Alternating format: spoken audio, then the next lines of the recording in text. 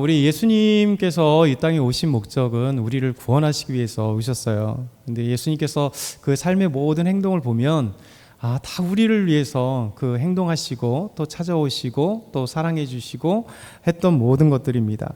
그래서 예수님의 그 삶의 모습들을 이렇게 지켜보면 참 이렇게 감동이 되죠. 왜냐하면 하나님의 아들이신 예수님께서 이 땅에 오셔서 정말 우리를 위해서 모든 것들을 헌신하신 아름다운 모습입니다. 오늘 말씀은 회당에서 한쪽 손 마른 사람을 치유하신 말씀이 먼저 등장하게 됩니다. 1절부터 5절 말씀 보면 이렇게 말씀하죠. 우리 같이 1절부터 5절 다시 함께 했습니다. 예수께서 다시 회당에 들어가시니 한쪽 손 마른 사람이 거기 있는지라. 사람들이 예수를 고발하려 하여 안식일에 그 사람을 고치시는가 주시하고 있거늘 예수께서 손 마른 사람에게 이르시되 한가운데 일어서라 하시고 그들에게 이르시되 안식일에 선을 행하는 것과 악을 행하는 것 생명을 구하는 것과 죽이는 것 어느 것이 옳으냐 하시니 그들이 잠잠하거늘 그들의 마음이 완악함을 탄식하사 노하심으로 그들을 둘러보시고 그 사람에게 이르시되 내 손을 내밀라 하시니 내밀매 그 손이 회복되었더라. 아멘. 예수님께서 회당에 들어가셨는데 그곳에 한쪽 손 마른 사람이 있었습니다. 회당이라면 지금 교회는 좀 다르지만 이 회당은 하나님의 말씀을 가르치고 또 유대인들이 함께 회협할 수 있는 곳입니다. 그래서 이 회당은 이제 유대 곳곳에 있었을 뿐만 아니라 이제 소아시아 지역에도 또 유대인들이 성전을 대신해서 그들이 제사는 드리는 곳은 아닌데 하나님의 말씀을 가르치고 양육되는 곳이 바로 회당이었어요. 그래서 이 회당에서 하나님의 말씀을 예수님도 주일날 가르치시고 회당에 참여하셨습니다. 그래서 이 안식일에 회당에 참여하시니 이 회당에 한쪽 손 마른 사람이 있었어요. 연약한 사람이잖아요. 이 손 마른 사람은 그냥 손 말랐겠어요? 그렇지 않잖아요. 그것을 한번 손 말랐을 때 분명히 의사들에게 여러 번 갔었을 겁니다. 그렇죠? 병원에 갔을 거고 그 한편 손 마른 것을 치료하기 위해서 많이 부단히 아마 노력을 했을 거예요. 그럼에도 불구하고 이 사람은 한편 손 말랐다는 것은 의사들이 치료할 수 없는 그런 질병이었고 그리고 고통을 당했다라는 거예요. 여러분 이 한편 손 마른 사람이 누가 필요하겠어요? 바로 예수님이 필요한 겁니다. 예수님이 우리에게 삶에 오시면 우리가 어제 우리가 금요일날도 봤지만 예수님은 우리의 삶의 필요를 채워주시는 분이에요. 그래서 우리에게 다가오셔서 하나님의 말씀을 전해주시는 분입니다. 그래서 예수님께서는 회당에서 한편 손 마른 사람을 외면하지 않았다는 거예요. 그리고 그 사람에게 손을 내밀어 하시고 치료해 주셨다. 이것이 우리가 첫 번째 생각해 볼 말씀입니다. 저와 여러분도 이 새벽에 나왔잖아요. 우리가 주일날도 나오고 새벽도 나오고 또 아니면 주중에 교회 나와서 하나님께 기도도 하고 하나님께 찾는 이유가 뭡니까? 우리가 연약하고 부족하지만 우리 주님께서 우리를 구원하시고 또 연약하고 부족하지만 우리 주님께서 우리를 잘 하셔서 우리의 필요를 채워주실 뿐만 아니라 우리가 주님께 나아갈 때 우리 주님께서 우리 손잡아 주시는 것을 아시기 때문에 이 한편 손 마른 사람은 어떻게 보면 그냥 나왔을 때 예수님 만나리라는 생각을 못한 거죠. 그렇죠? 이분은 평소에 마찬가지로 안식일 날 하나님께 나아간 거예요. 그리고 말씀을 듣고 함께 작은 공동체에서 함께하는 시간입니다. 근데 그 장소에 예수님께서 오셨다는 거예요. 우리 예수님은 뜻하지 않은 곳에 계셔요. 뜻하지 않은 곳에 함께 하시면서 우리의 연약한 그 필요를 채워주신다. 이 오늘 첫 번째 말씀이에요. 우리 주님은 필요를 채워주신다. 근데 문제는 이 회당에 예수님께서 치료해 주시는 이 한쪽 손 마른 사람만 있지 않았다는 거예요. 그러니까 어떤 사람이 또 있냐면 이 손 마른 사람을 고쳐주나 고쳐주지 않느나 예수님을 직시하고 있는 사람, 계속 예수님을 감시하고 있었던 사람이 회당에 동일하게 있더라는 거죠. 여러분 이것이 되게 중요합니다. 우리의 모든 교회 안에 하나님을 향한 아름다운 믿음의 사람만 있지 않더라는 거예요. 그렇죠?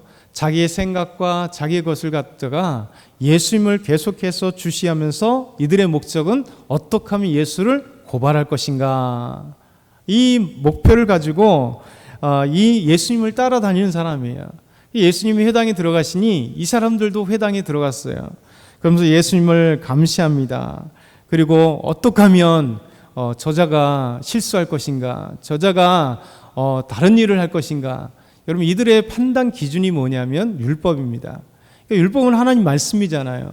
율법은 선한 거예요. 하나님께서 말씀하신 귀한 말씀이에요. 율법을 토라라고 하고, 토라는 간단하게 하면 창세기, 출애굽기, 레위기, 민수기, 신명기 이 5권의 책을 토라, 율법이라고 얘기합니다. 그러니 율법은 하나님 말씀이잖아요.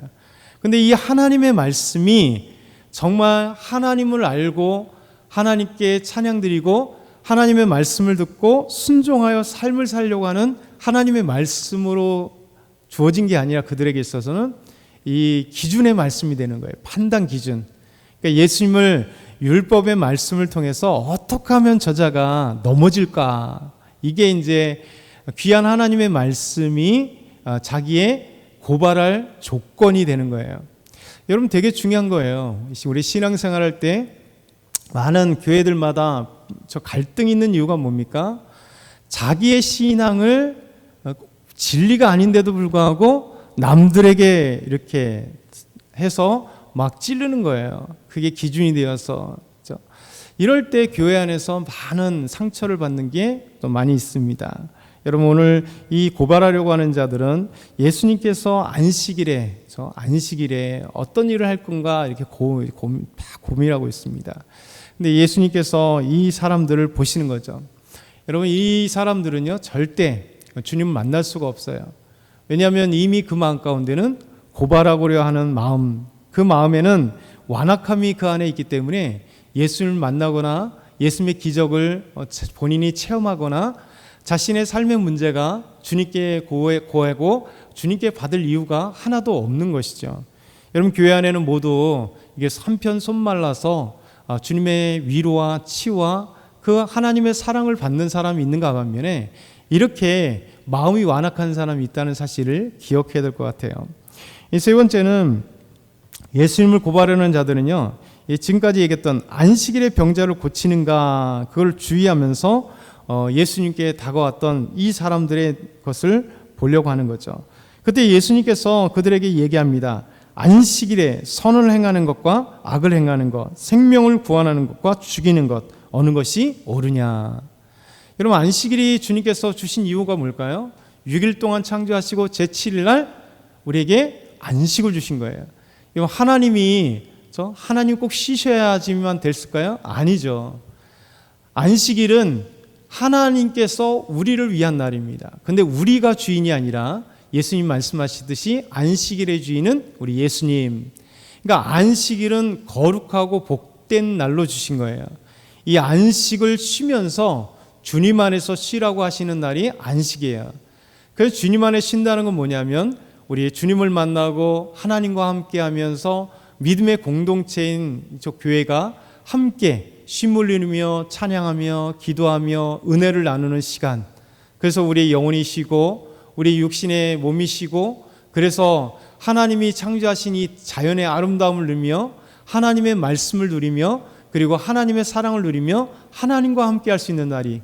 그래서 창세기 2장에 보면 2장 1절부터 3절에 안식일을 주신 목적이 뭐냐면 1장을 다시 요약하면서 하나님이 6일 창조하시고 제7일 쉬시면서 금방 말씀드린 것처럼 이 날은 거룩하고 복된 날, 이렇게 명하신 날이에요. 그래서 안식일은 거룩하고 복된 날이지 누구의 잘못이냐 아니냐 막 꼬치꼬치 고소하기 위해서 찾는 이 마음의 완악한 이런 기준을 들이대려고 하는 날이 아니라는 거예요. 예수님이 말씀하신 거죠. 이 안식일로 와서 함께 모였는데 그것에 한편 손마른 자가 고통을 당하고 있는데 그 사람을 고쳐내는 것이 합당하지 않느냐. 참된 안식이잖아요. 주님 안에서 지금 육신의 안식을 취하지 못하는 사람에게 우리 주님 앞에 나왔을 때 하나님의 말씀을 듣고 그리고 참된 안식을 누리기 위해서는 그 고통이 사라져야 되잖아요. 예수님이 나오셔서 그 한편 마른 사람에게 치유하시는 건 참된 안식을 그에게 더 주시는 거죠. 그래서 예수님께서 그들의 이 마음의 완악함과 마음의 완악함을 탄식하시면서 노하셨다 이렇게 말씀하세요. 이 거룩한 분노, 우리 지난번에 거룩한 분노에 대해서 말씀을 드렸습니다. 거룩한 분노가 그 안에 있는 거예요. 예수님은 이 거룩한 분노가 이 바리새인들에게 있었습니다. 우리 지난 수요일 날 한번 생각해 본 적 있죠? 이 거룩한 분노가 하나님 앞에서 아무 때나 노를 대면 안 돼요. 그거는 하나님 기뻐하지 않는 일입니다. 그런데 의를 위하여 하나님의 말씀을 떠나는 자들에게, 우상 숭배하는 자들을 향하여서 거룩한 분노가 필요합니다. 이 거룩한 분노는 주님을 통해서 우리 하나님의 공의가 선포되고, 그리고 그 공의로 인해서 함께 행해지는, 함께 순종하는 그 자리가 가는 거예요.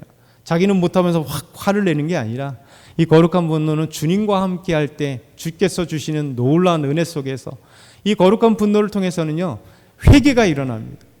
그리고 함께 자복함이 일어나고 변화가 일어나게 돼 있어요. 그래서 거룩한 분노냐 아니면 자기 화냐라는 다른 거예요. 예수님은 그곳에서 이 말씀을 정말 이 율법의 말씀이 지들의 그 고소할 조건을 찾고 있는 자들, 예수님을 어떻게 하면 고발해 죽일까 하는 자들을 향하여 예수님 거룩한 분노를 통해서 그들이 회개 자리에 돌아올 수 있도록 주께서 말씀하시는 거죠. 오늘 이 말씀을 우리가 생각해 봅니다. 이 새벽에 우리가 주님 앞에 나왔습니다. 주님 앞에 나왔을 때는 우리 주님께서 우리의 마음을 받아주시기 위해서 나왔잖아요. 그래서 우리 주님께 나올 때 우리 하나님 앞에 우리의 모든 연약한 부분을 하나님께 내어놓고 하나님께 기도하며 우리 하나님의 손을 붙잡을 때 우리 주님께서 이렇게 안식일에 저 회당에서 한편 손만나를 치료하신 것처럼 이 치료받은 자가 돼야 돼요. 이 고소하는 자들, 이런 자들처럼 주님 앞에 나오긴 했어도 하나님이 그들의 마음의 완악함을 우리 예수님께서 책망하시는 그런 자가 아닌 우리가 한편 마른 사람 손이 되었으면 좋겠어요. 그래서 오늘도 우리 하나님께서 저와 여러분이 함께하길 소망합니다.